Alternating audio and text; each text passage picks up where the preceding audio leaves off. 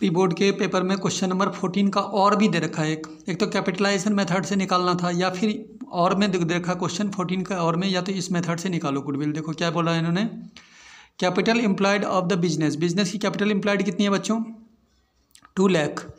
Normal rate of return of capital employed, normal rate of return कितना percent दे रखा है, 15%। During the year 2017 the firm earn profit, firm ने profit कितना earn करा बच्चों, 48,000।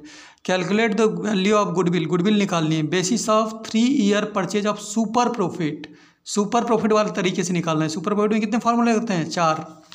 क्या बताया था कैसे निकालोगे सुपर प्रॉफिट वाले में, सबसे पहले हम पहले स्टेप में क्या लिख करते हैं, जब सुपर प्रॉफिट लिखा हो पहले लिखते हैं हम एवरेज प्रॉफिट, एवरेज प्रॉफिट। अब एवरेज प्रॉफिट हमें एक ही साल का प्रॉफिट दिया हुआ है तो वही हमारा एवरेज हो जाएगा। जब एक ही साल का प्रॉफिट दिया हुआ है तो वही हमारा एवरेज हो जाएगा। देखो एक ही साल का प्रॉफिट दे रखा है, अगर 4 साल का दिया होता तो एवरेज कैसे निकालते, इन चारों साल के प्रॉफिट को जोड़ के अपॉन 4 कर देते। अगर 5 साल का प्रॉफिट दिया होता तो इन 5 साल को जोड़ते अपॉन 5 कर देते, ठीक है, तो एवरेज निकल जाता। लेकिन इसमें प्रॉफिट जो दे रखा है वो एक ही साल का दे रखा है तो वही एवरेज प्रॉफिट हो जाएगा। तो एवरेज प्रॉफिट हमारा कितना हो गया फिर, 48,000 बच्चों, ठीक है, एवरेज प्रॉफिट। उसके बाद मैंने क्या कहा था, नॉर्मल प्रॉफिट निकालते हैं। क्या निकालते हैं, नॉर्मल प्रॉफिट। नॉर्मल प्रॉफिट निकालने के लिए क्या फॉर्मूला अप्लाई करते हैं, नॉर्मल प्रॉफिट निकालने के लिए फॉर्मूला अप्लाई करते हैं, capital employed into normal rate of return, normal rate of return upon 100।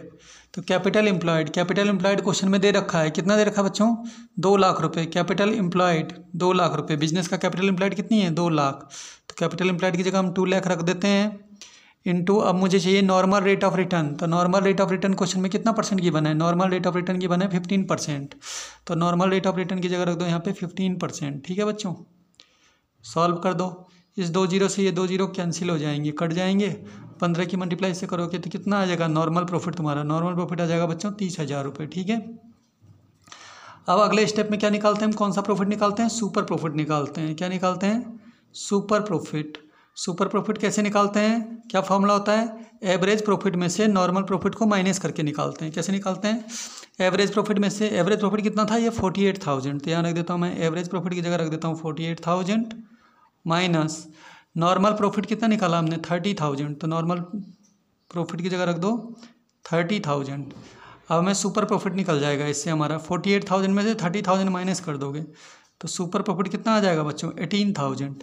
अब फाइनल स्टेप में हमें लास्ट में गुडविल निकालनी होती है। क्या निकालनी होती है, goodwill.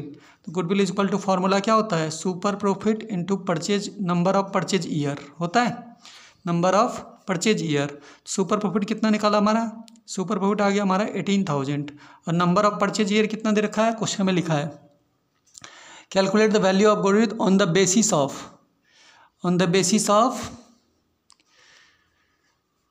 3 year purchase of super profit. तो परचेज ईयर कितना दे रखा है, 3 year purchase of super profit, तो यहाँ रख देंगे हम 3 से इंटू कर देंगे परचेज ईयर 3, तो हमारा आंसर आ जाएगा बच्चों गुडविल का कितना, 18 3 जा कितना होता है 54,000।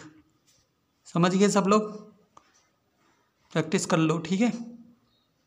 ये सुपर प्रॉफिट मेथड से निकल गया हमारा गुडविल, ठीक है।